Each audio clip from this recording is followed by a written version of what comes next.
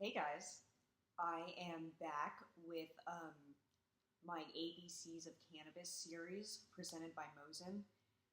In case you haven't heard of Mozen yet, it's a cannabis lifestyle brand. That means Mozen means balance in Hebrew, and their whole philosophy is to try to incorporate more like Zen into your life through cannabis. So we're back with D, and that is going to be for depression. So, like I say in every video, there's two sides to this. Let's start off with the side where cannabis may make depression worse.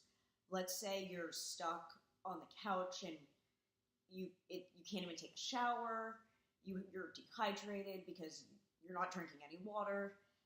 Smoking an heavy indica might not be good.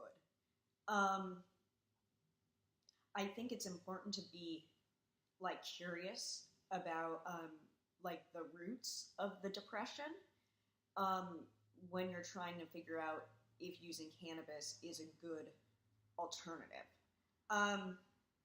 Personally, I feel that with the right mindset, cannabis can improve a lot of the symptoms of depression. Specifically, there are two that I kind of wanted to focus on. And by the way, this is like a huge topic that clearly needs research. And as soon as cannabis becomes legalized everywhere, which is going to happen like really soon, we'll start to get that research. So this is based on, anecdotal things.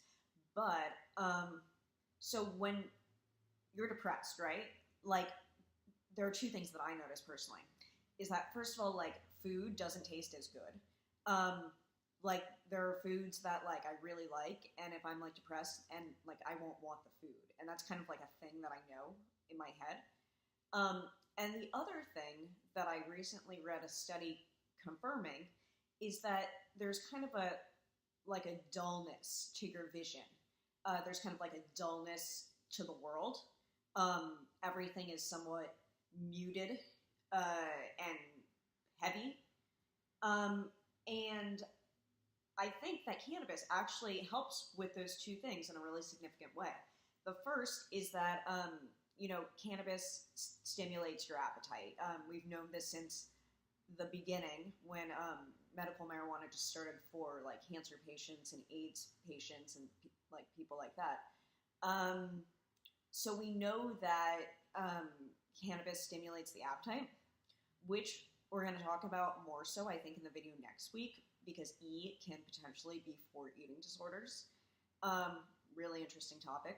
So, and then the other thing is that I think because cannabis brings you into the present moment, and like when the present moment has your undivided attention, it becomes more vibrant. So with that idea of dullness in the world, I think it's sort of that, like, let's say you're depressed, but you manage to like put on some pants, you get out of the house, huge accomplishment, legit, smoke a joint or use a Mozen pen, do something, and you kind of just like look at the beauty in the world and you're like, wow, that tree's amazing. Like, these flowers are so cool. And I think it just, because with depression and anxiety, it's you're either living in the past or the future. It's an being unsatisfied with the present moment. So from kind of a larger perspective, I believe that cannabis is really a catalyst to mindfulness, to being in the present moment without judgment, just as it is. I'm curious to hear if you guys have used cannabis to help treat the symptoms of your depression, or if you've used it and it's made it worse. I think it's a really interesting topic because, like, people are depressed. It's a thing. Like, mental health. Hello. So if we can, and then one last point. So I read another study that suggested that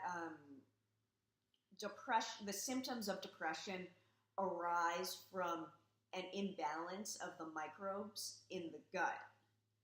This is interesting because, like, when your gut is not in check, right, it causes all of these symptoms. So this was studied specifically for depression, but there was something else with autism and kids that, like, and it wasn't about cannabis, but it was like when they figured out like the ratio of microbes in their gut, some of their symptoms of autism decreased.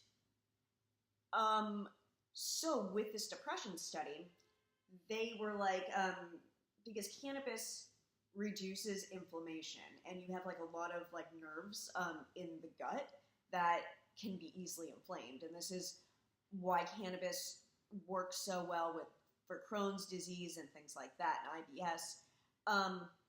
But it's an interesting perspective that maybe treating the gut is a really direct way to treating mental health. So that is my series for this week. I will be back next week with E. Why don't you guys vote? Maybe it should be for epilepsy because it's like more common and known and trendy. Or we can bring up a new subject and talk about cannabis and eating disorders because I think that's honestly a lot more interesting. So let me know in the comments and check out Mozen. They're pretty cool. Okay, I'll talk to you guys soon.